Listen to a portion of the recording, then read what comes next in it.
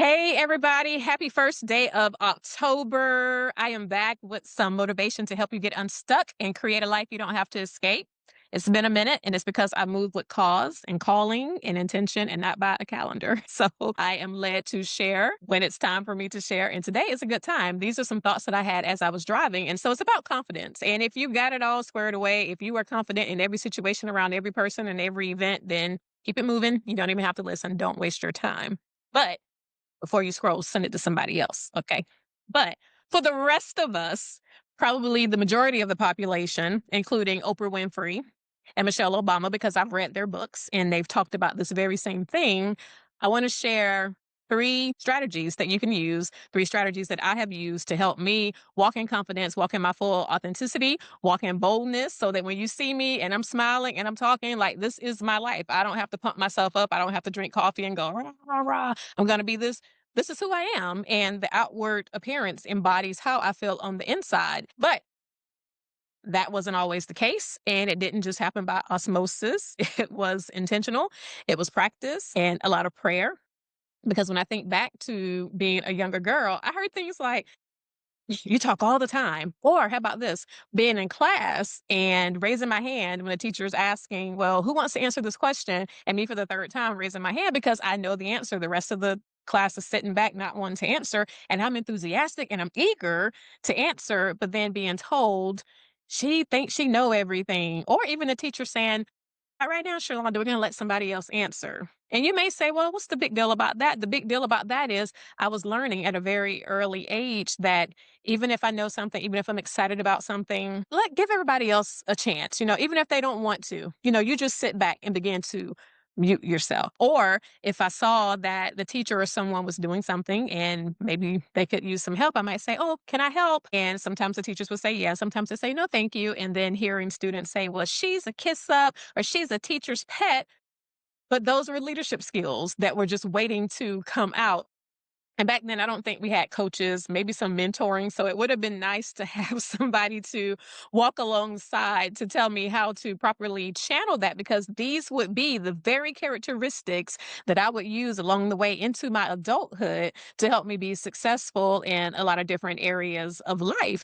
And even being told that you you talk back, or you don't think about what you say and how it may affect other people. I've always been very quick with it. I think fast, and again, that was a way for me to say, okay, well, I should think about what other people think. So let me process this and maybe just not say anything at all. There is a thing as emotional intelligence. Yes. And that's something that can be learned. But again, anytime we swing from one side of the spectrum all the way to the other, then that can be detrimental to us expressing who we are fully and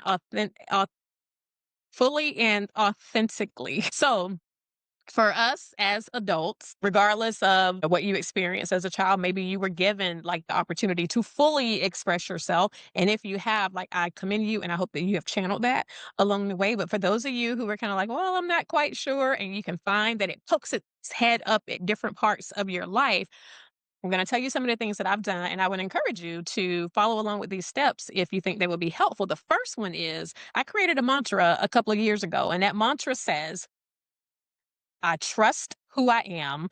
I am safe to be me. And what that means is I know who I am. I know that I have so much goodness in my heart. I love being able to support people. I love celebrating people. I love showing up for people when I can. And I love helping people move from a place where they feel like they're stuck or a place of darkness, and just walking with them until they can see a different perspective and see that it's not as bad.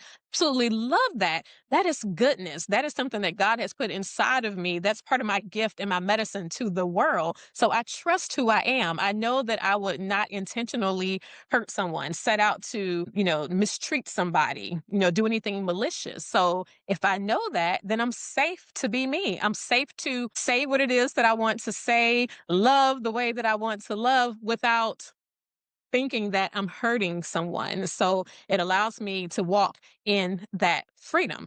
Create a mantra that applies to you. And if you can't think of one and you want to borrow mine, hey, go for it. It's not trademarked, at least not yet. Second thing is, I want you to observe yourself over the next couple of weeks. And I want you to pay attention to ways that you may find that you mute yourself. And you may think, like, what does that mean? Glad you asked. I'll give you an example. So, muting yourself. Remember, I talked about being younger and being excited, wanting to help, offering to help, wanting to say the answer. Well, now as an adult, what does that look like? So maybe there's an issue going on in society, and I have like this burning desire or, this umption to say something about it, but it's like, no, I better not. Other people, I'll sit and let other people answer, let them answer the call, let them go forth and handle it. That's what it could look like. Now, this is kind of transparent, extremely transparent, but again, I'm confident now. I'm almost 50 years old. So I have waited to get to this age. I have prayed to get to this age so I could be like the aunties who could say what they wanted to say because you can very rarely embarrass them. You know what I mean? Everybody probably has some people like that in their families, but I can remember being younger and walking, just walking by minding my business.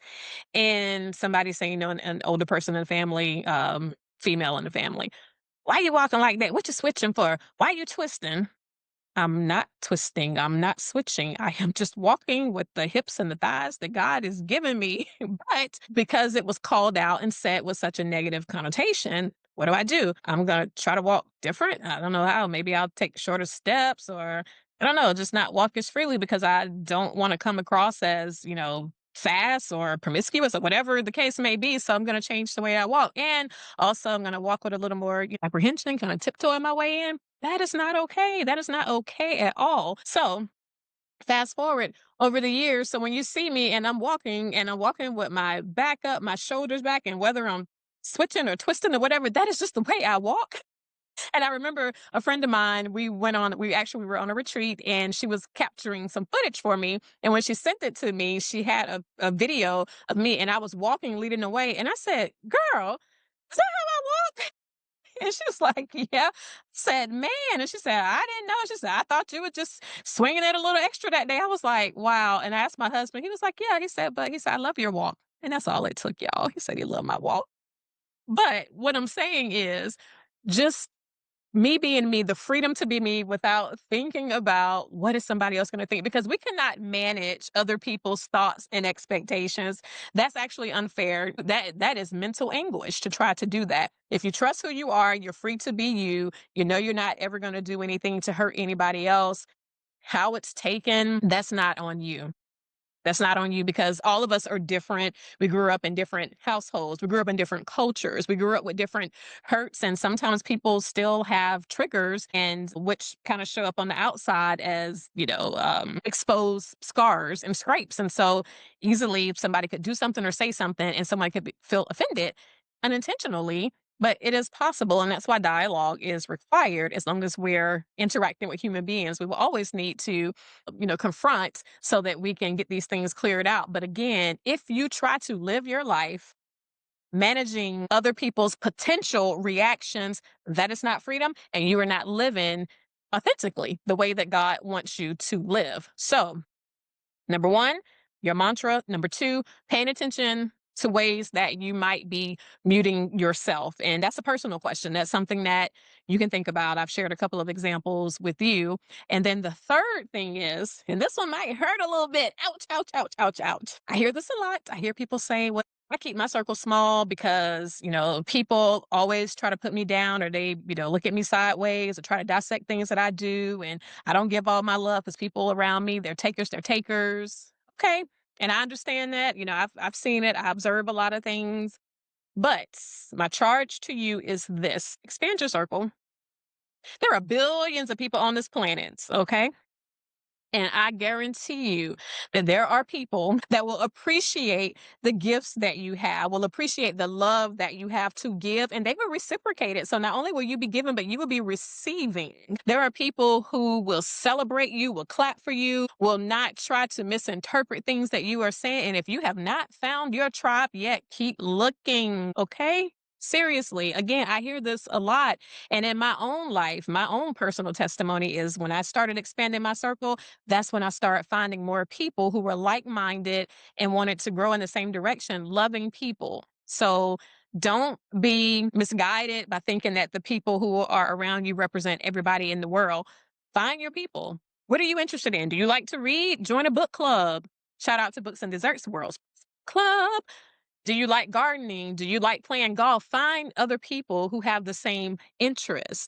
And you can go beyond your physical geographical location with the technology that we have today. You could be chatting it up with somebody in New Zealand. So, again, don't sit there and dwell in that story that you're telling yourself that everybody around you is like that, because if they are, that's your indication that you need to take the steps, be proactive, and make a change. Do not get stuck in that. All right. So hopefully this was helpful. Not hopefully, I know it was. I know it was helpful because I get messages, text messages, and DMs from people often, and they let me know that this is helpful content, and I've felt led to share. So whenever I feel led to share, I know that there are people who will benefit from it. And so have a fantastic rest of your month. Happy October, and I'll see you next time. Bye.